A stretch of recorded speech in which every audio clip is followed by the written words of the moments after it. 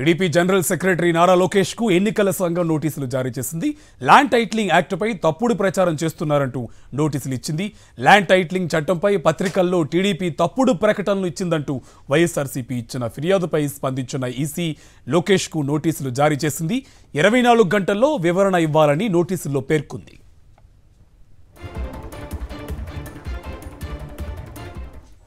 ఇదేంసికి సంబంధించి మరింత సమాచారం మా కరెస్పాండెంట్ సతీష్ మనకి లైవ్ లో అప్డేట్స్ అందిస్తారు. Satish, TDP general secretary Nara Lokesh కు ఎన్నికల సంఘం నోటీసులు జారీ చేసింది, అప్డేట్స్ ఏంటి?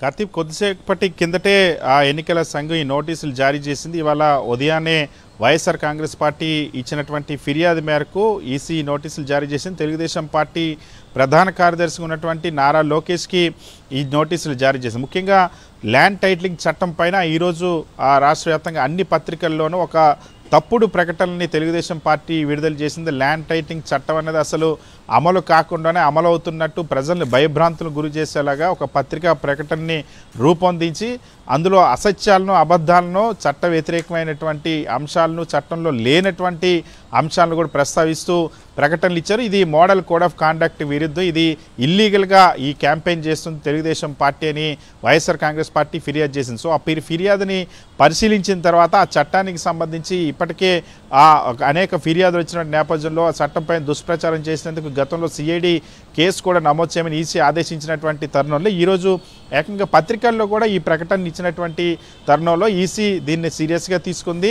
ఎవరైతే ఈ ప్రకటనలు జారీ చేశారో ఈ ప్రకటనలు జారీ చేసినటువంటి తెలుగుదేశం పార్టీ జారీ చేసింది కాబట్టి ఆ పార్టీకి సంబంధించిన ప్రధాన కార్యదర్శి నారా లోకేష్కి నోటీసులు జారీ చేసింది. 24 గంటల్లోగా ఈసీ ఇచ్చినటువంటి ఈ నోటీస్ పైన వైఎస్ఆర్ కాంగ్రెస్ పార్టీ ఆ ఫిర్యాదులో పేర్కొన్నటువంటి అభ్యంతరాలకి అన్నిటికీ కూడా వివరణ ఇవ్వాలని ఈసీ ఆ నోటీసులో పేర్కొంది. సో ఈసీ ఇచ్చినటువంటి నోటీసులపైన 24 గంటల్లోగా స్పందించకపోతే తగినటువంటి చర్యలను ఎన్నికల కమిషనే తీసుకుంటామన్న అంశాన్ని కూడా చాలా స్పష్టంగా అందులో పేర్కొన్నారు. సో మరొకసారి ల్యాండ్ టైటిలింగ్ చట్టం పైన ఇప్పటికే ఐవీఆర్ఎస్ కాల్స్ చేసి ఆ తప్పుడు ప్రచారం చేసి సిఐడి కేసు నమోదు చేయించుకున్నటువంటి తెలుగుదేశం పార్టీ ఆ తప్పుడు ప్రచారాన్ని ఇంకా ఆపడం లేదు. ఒకవైపు ప్రజల్లో బహిరంగ సభల్లో చంద్రబాబు అదే తప్పుడు ప్రచారం, అబద్ధాలని, ఇల్లీగల్ క్యాంపెయినింగ్ చేస్తుండే, మరొకవైపు పత్రికా ప్రకటనలు కూడా ఇస్తున్న నేపథ్యంలో ఇప్పుడు ఈ పత్రికా ప్రకటన అంశాన్ని కూడా ఈసీ సీరియస్గా తీసుకుని దీనిపైన ఇచ్చినటువంటి నోటీసుల్లో రేపు రాత్రిలోగా ఖచ్చితంగా రెస్పాండ్ అవ్వాలి, ఖచ్చితంగా దానికి వివరణ ఇవ్వాలి, లేకపోతే ఎన్నికల కమిషనే చర్యలు తీసుకుంటామని ఆ నోటీసులో పేర్కొంది. కార్తీక్,